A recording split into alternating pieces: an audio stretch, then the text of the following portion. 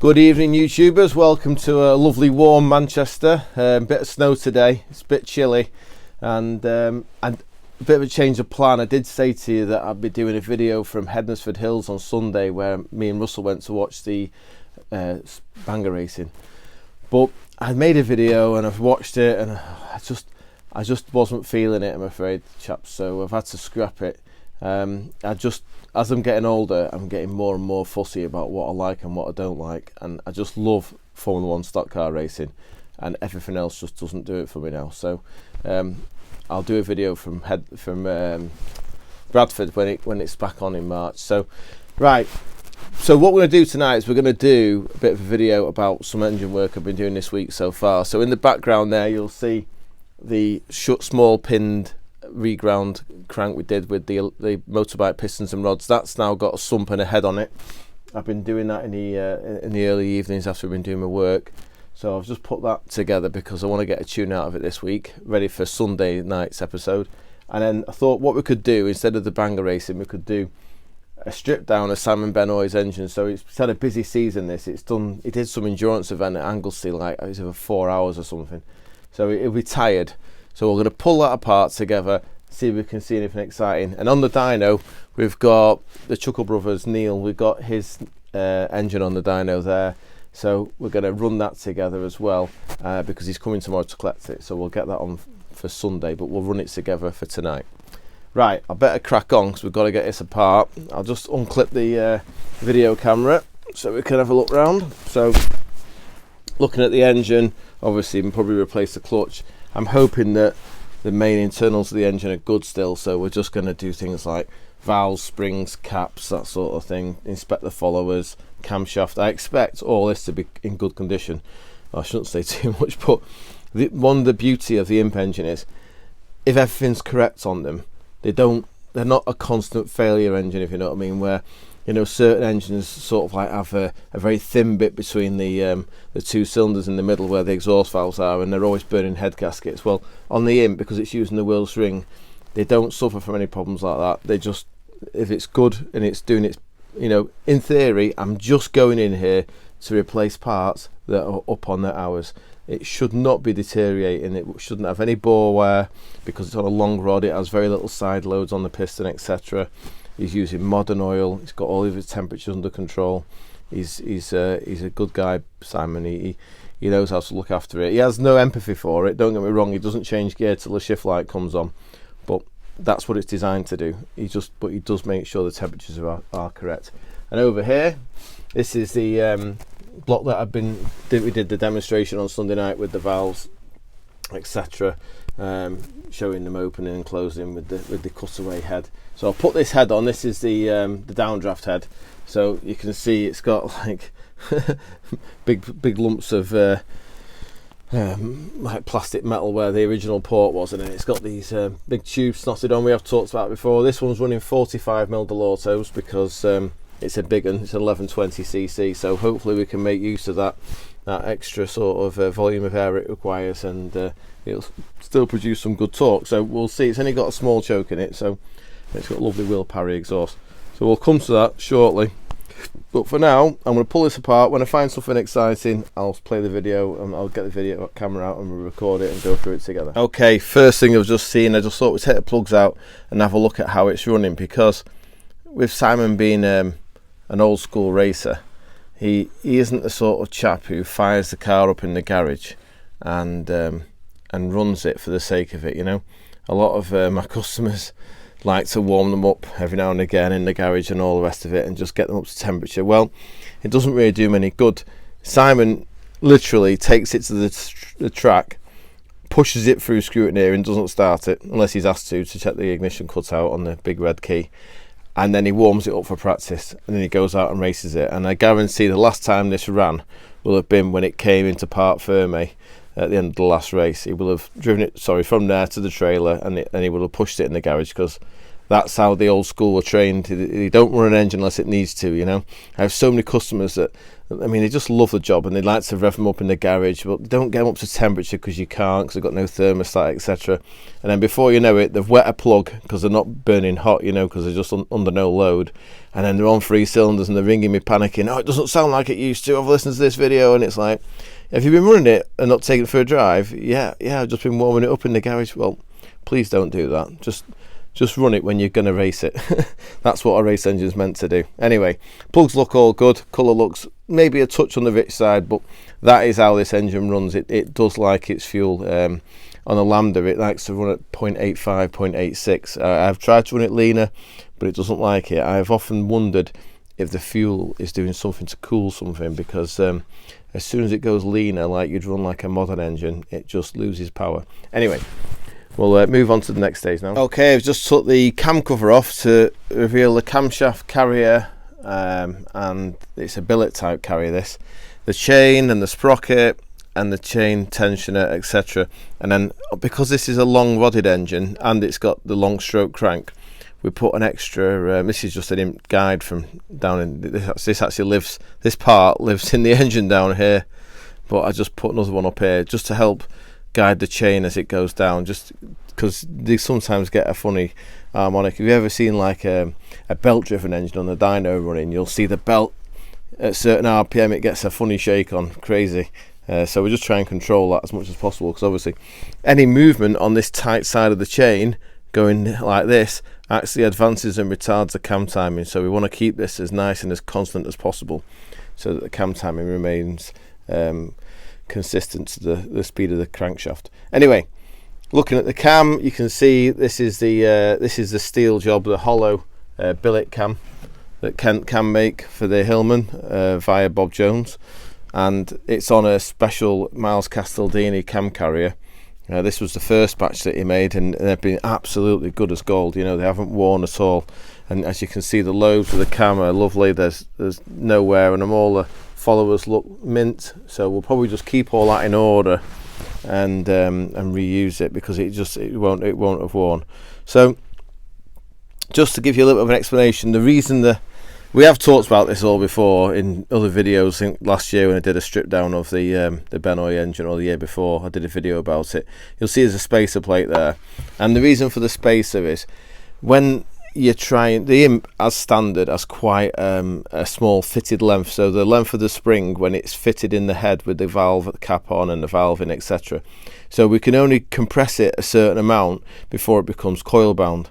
Now when you want to run lots of valve lift, you need more area to get the spring in, so you can have a longer spring. So a longer spring obviously can be compressed more before it becomes coil bound. So because I wanted to run more lift on this engine, we got the cam carrier made roughly 10 millimeters taller, so the whole lot moves up 10 mil, and that allows us to run a longer valve.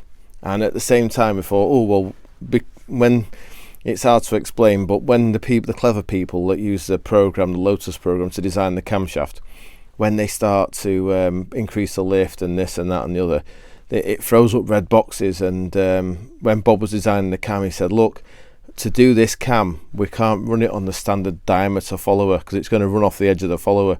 We need a bigger follower. So when we got the carriers made, we got them to run with a bigger cam follower, which suited us, because then we could run the bigger valve spring diameter wise, the bigger bucket, the bigger valve cap, and obviously being made taller, we can run a longer valve spring as well. So it just helps it all control. For the amount of lift this runs, that valve spring is not stressed. If we try to run this much lift on a standard imp spring, you could probably make it all go round just about, but because the spring would be like virtually coil bound every time it went round, it probably wouldn't like it for very long. So these are quite good at lasting with these this setup, so that's why we did it all. So billet carrier, big bucket, longer valve, longer spring, obviously titanium cap. We'll come to all that in a minute when we get it off. I'll stop waffling and start stripping. Okay, we've got the cam cover off, the cam carrier off now, so I've just trying to explain what I was talking about. Basically, we've got, if you can see, we've got a longer spring with a bigger valve cap and a bigger diameter, so it's bigger diameter to fit inside the bigger bucket, etc. And yep, all that goes round nicely, you'll see it's on a lightweight shim. Now these are, believe it or not, these shims are from a C20XE engine from Kent Cams. It's what they do for their mechanical conversions from hydraulic to bucket and shim. They make these lovely little shims, and they're not actually meant to fit on an imp because the imp valve is 932s, which is 7.1 mil, but the XE valve is 7 mil, so they just fit over snugly, which is nice. So that's a good thing. Nice little conversion there, bit of saving of reciprocating weight, you know, when you can try to control that valve at high speed. And then down here I've got the cam carrier, and I'll pull a random bucket out and you can see, very nice, all goes around in there. It's still dead snug, just like the day it was fitted. So that's all good. Didn't think the carrier would suffer. I've never seen these carriers wearing anyway. They're really, really good. So we'll get the head off next and see what we see. Okay, got the head off now and having a quick look. It does actually look like it's been fairing up fairly well. It looks quite rich in there, to be fair, but I'm not concerned about that. If I zoom in on the hone, you can see the shiny bit there. That's where the pad for the slipper piston runs, but the hone is still quite fresh in the bore there, so it looks quite good. I think it's been working quite well. There's a lot of grey glue hanging around.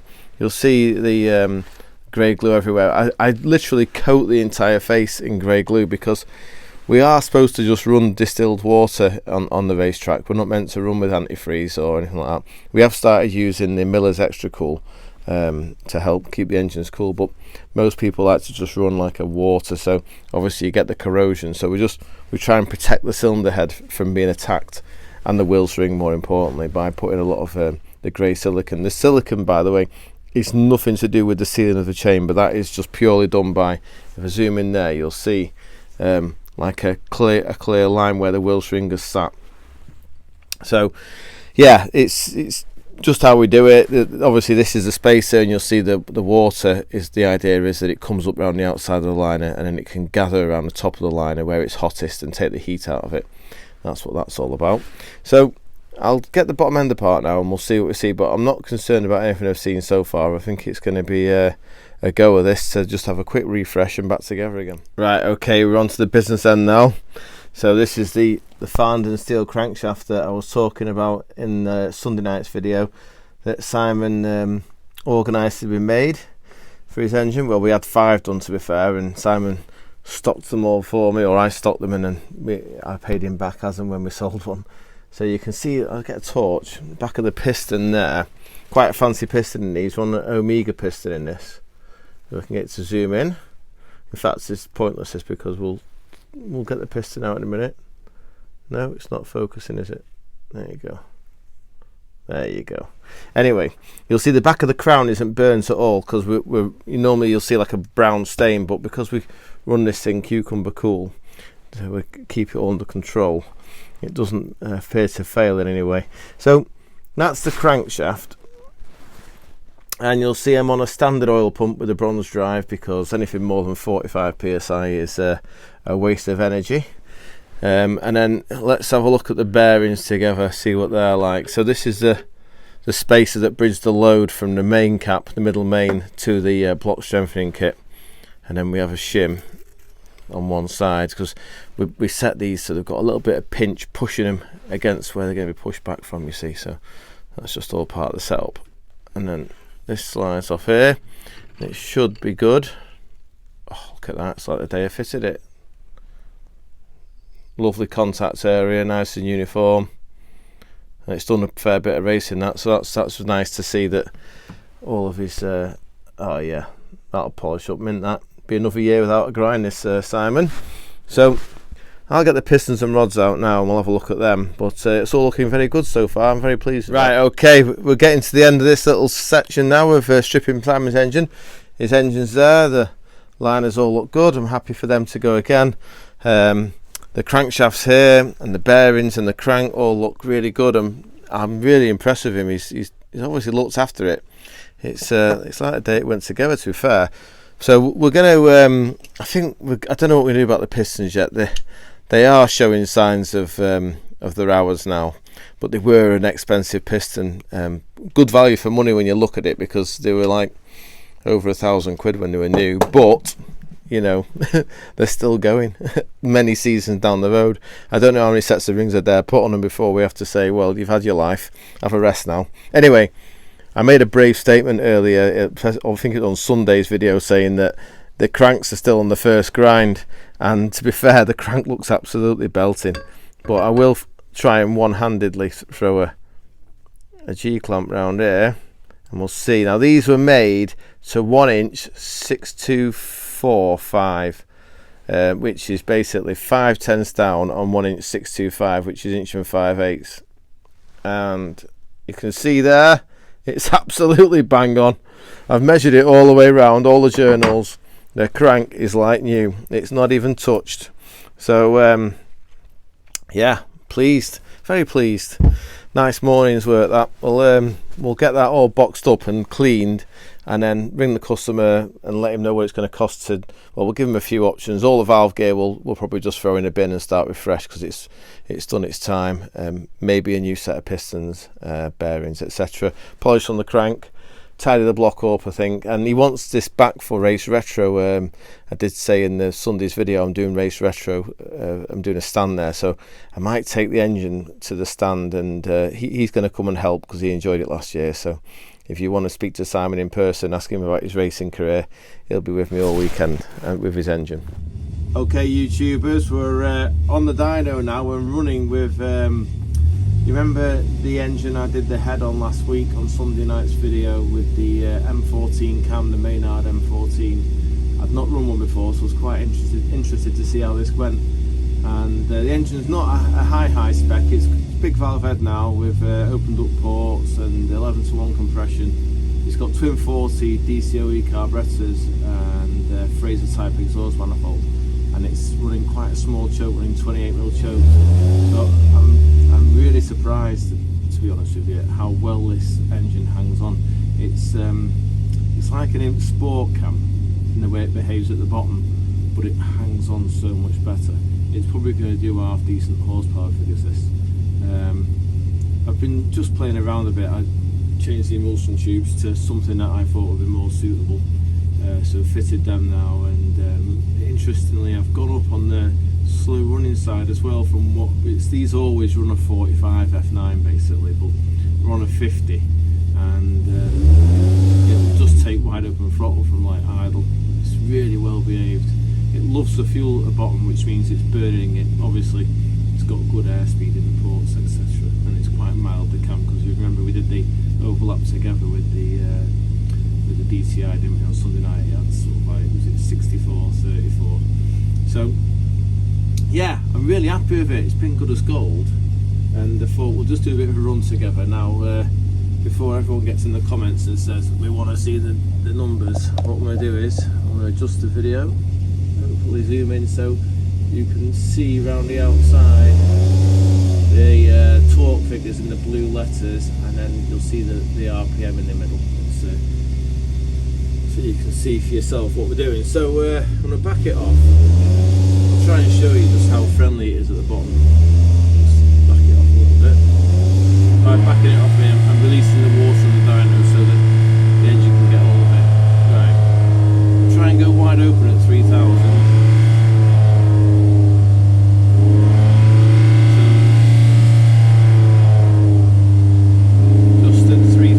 There we're seeing maybe 65 foot-pound. That'll make it really nice to drive that. So all these bottom end figures, low RPM, make them a nice driver because they're easy to get off from the lights, you know. So at 2,500 it'll still take full throttle. It's still doing 63 foot-pound. So you can get a 2,000. Oh my god, it will. Still doing 60 foot-pound at 2. No, I've seen this before with the sport cam, but with the sport cam, once you get to 5.5, 6, especially with a 998 underneath it, it just runs out of puff completely.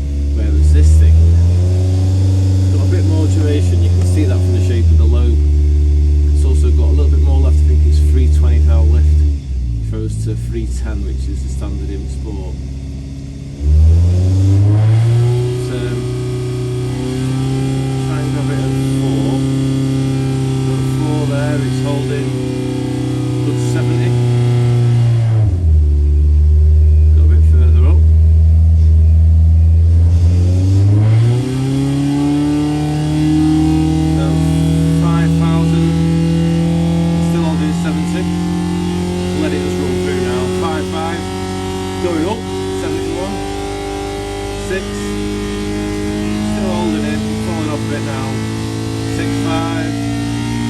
it's going now, isn't it? Still holding 55, 60.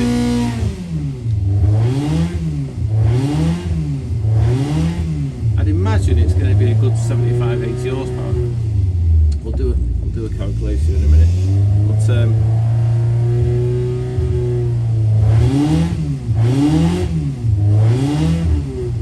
yeah, I think that'll make a really nice cam for an engine in a road car, you know, just to cruise around, and a bit of extra zip over this sport cam. Right, we'll have a walk around in a minute. Right, okay, we've just had a little twiddle with the advance and stuff and messed around a bit, and I think what we'll do, I've just been checking the torque and it's so flat, the torque curve. I think we'll do a full sweep from right low down to sort of 6,000 and we'll just see how flat that torque curve is, because it'll make it a real nice driver this. So we'll zoom in. Right, I'm just going to put the load on the dyno now so that it starts nice and low down. Right, starting there at 3,000. It's holding about 67 foot-pound there. 3,500. Gone up a smidge to 70, I'd say. Come on, let go. The dyno's so slow to respond. And 4,000, still looking at about 70, 71. 5, 5.5, still holding it. 6, 6.5. Holds it really well. 7, it starts to fall off. Yeah. I reckon it's got about, it isn't a bad air date, it's just over 1,000 millibar, but I reckon it's a good 80 horsepower this, but it works from idle. Unbelievable how friendly it is. Yeah, really impressed with that. Fair play to you, Mr. Maynard. Be good that on the road. Right, we'll call it a day at that, and we'll see what else we can find to video for tonight's video.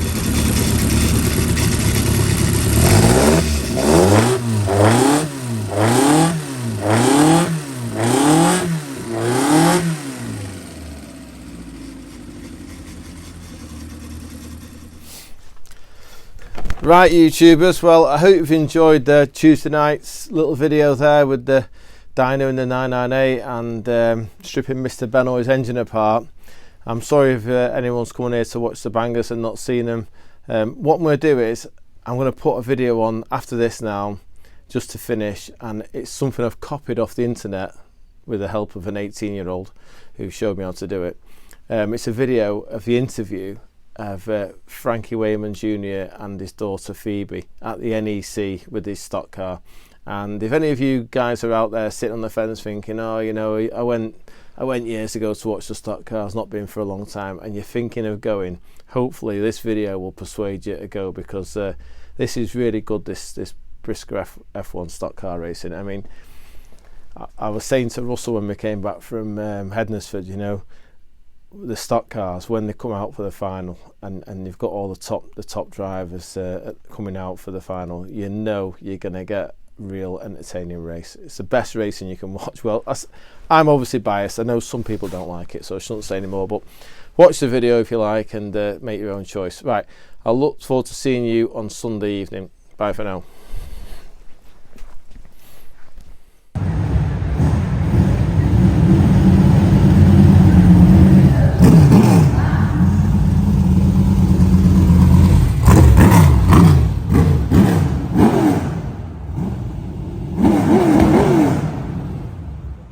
Ladies and gentlemen, please give a huge welcome to brisca F1 stock car superstar Frankie Wayman Jr. and his daughter Phoebe.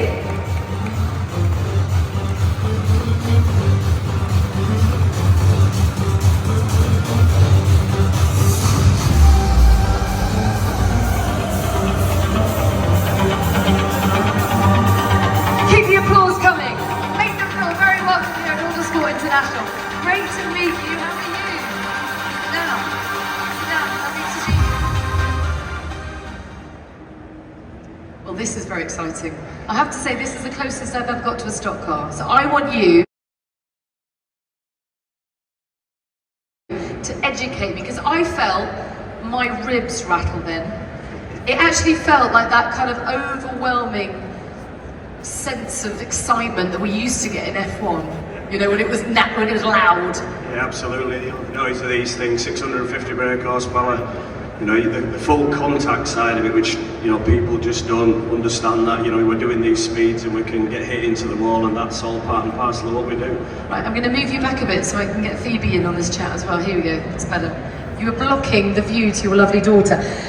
Okay, so kind of what speeds are we talking here then? Depends on the size of the track. Obviously, you know, we run shorter tracks and we run longer tracks, so the speed isn't particularly what we're aiming for, but I mean, we can be up to 100 mile an hour and full contact at that, you know. So obviously, yeah, it's not just going round a track. You've got other drivers trying to punt you off the track to get your position. My God, I love it. I'm a convert already. This is a real family affair, because anyone who doesn't know, your dad raced for over 30 years as well. Yes, he did, yeah. So we've got Frankie, hang on a minute, let me just work this out. We've got Frankie Senior, or just Frankie. Frankie Senior. And then we've got Frankie Junior. That's me, yeah. And then we've got Frankie Junior Junior. Yep. Where's Frankie Junior Junior? Where are you, Frankie Junior Junior? They're over there. He's over. Yeah. Hey, good to see you. And we've got Phoebe. You dodged the Frankie. Phoebe the first. You could have been Phoebe the first, Phoebe the only. But this is great, because we've been talking a lot today about family dynasties and it just being in your blood, being in your DNA, Yeah. and seeing the passion. But the truth is, Phoebe, you were pretty adamant when you were younger you weren't going to race.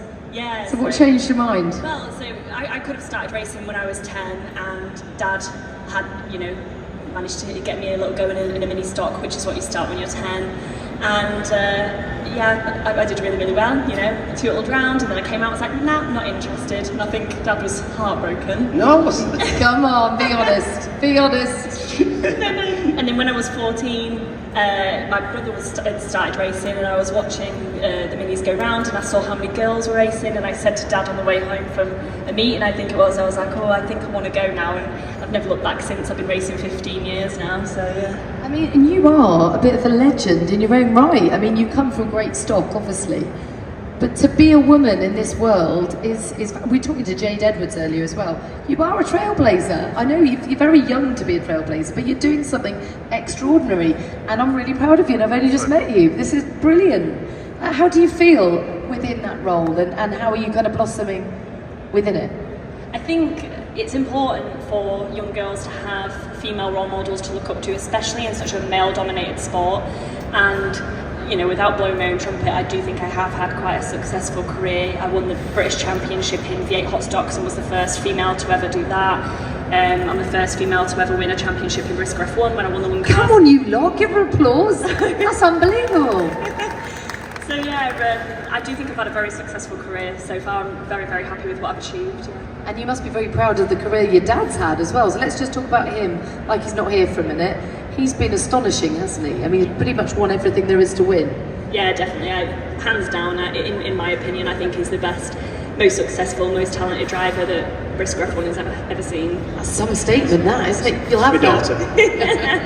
I have to say that. Passed on all the talent to her as well. Yes, yeah, absolutely. Yeah, obviously my brother races as well, so there's, and obviously Phoebe's husband Carl, he races with us as well. Oh my Yeah, goodness. Is it all you talk about? Yeah, basically. Around the dinner table? Yeah, we're all actually flying out to New Zealand tomorrow to race over there. I was going to say, you spend a lot of time down in New Zealand, Yeah, don't we you? do the teams race. Explain that to us. Obviously there's a championship runs the opposite season to us. Obviously 240 cubic inch world championship, which is next weekend, which we're all taking part in. And then obviously the teams racing 2 weeks later with, you know, Team GB, which has been highly successful. Guy Parker's done a superb job getting us over there, and we do okay. You know, we are going to win it one year. I definitely think we are. So we're just keeping the flag flying. I believe in you, as I'm sure does everyone here.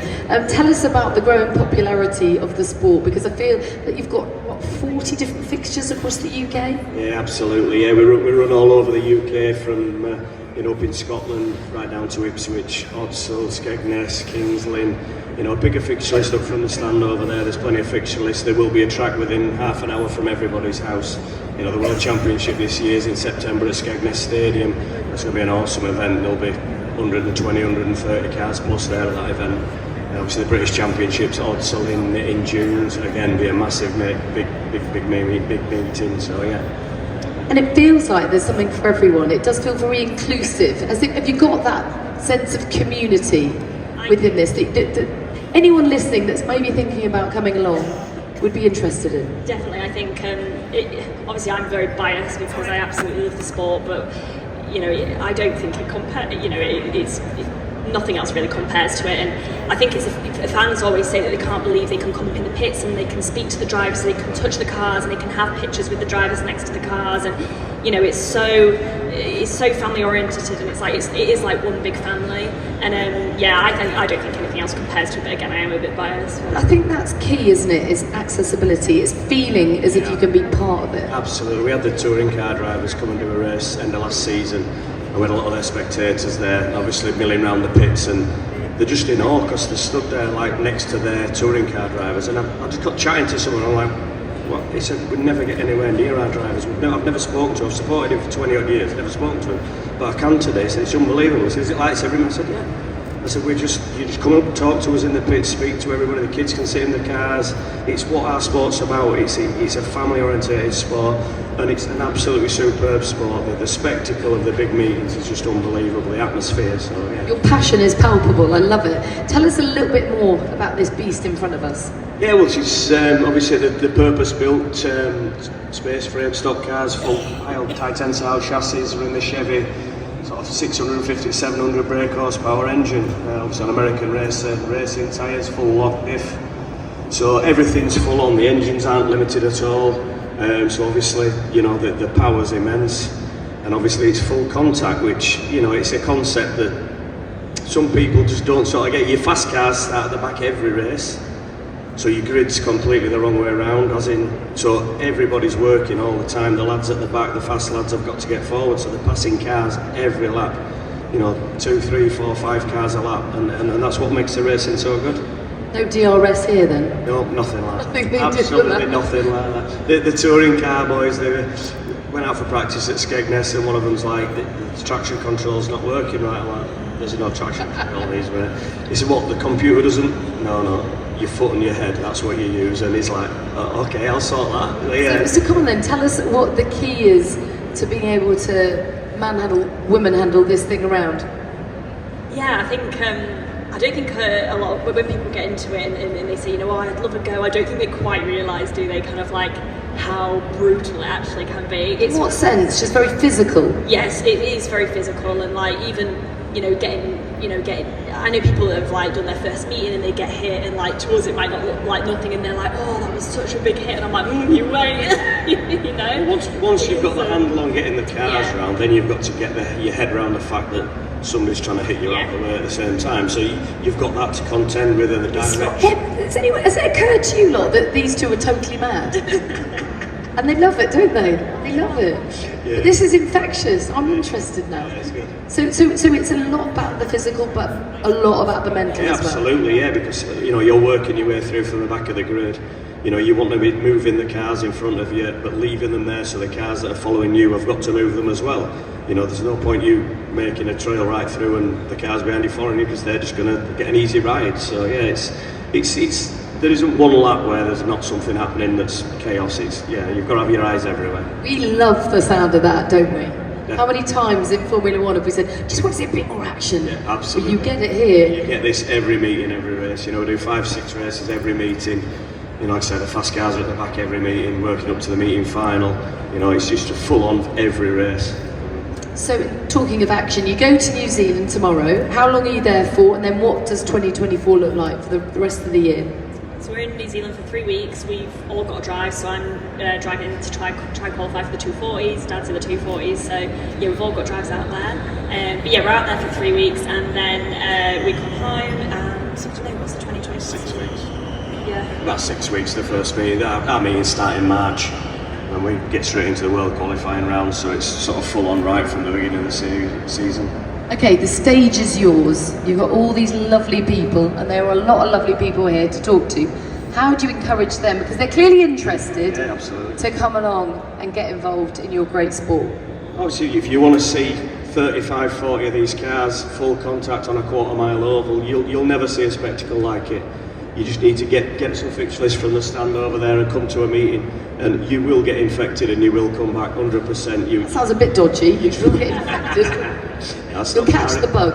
That's it, yeah, absolutely. You're not quite right, but I get where you're going to. Yeah, you'd never just do one meeting. You just can't keep away from it, and it's the entertainment you get every race is just unbelievable. If you want to see me crash, come along. I'm great at that. It has been such a pleasure to meet you both. Thank you so much. Thank and you. good luck in New Zealand. Keep it up. Yeah. Please give a huge round of applause then for Frankie and his lovely daughter Phoebe. Thanks a lot.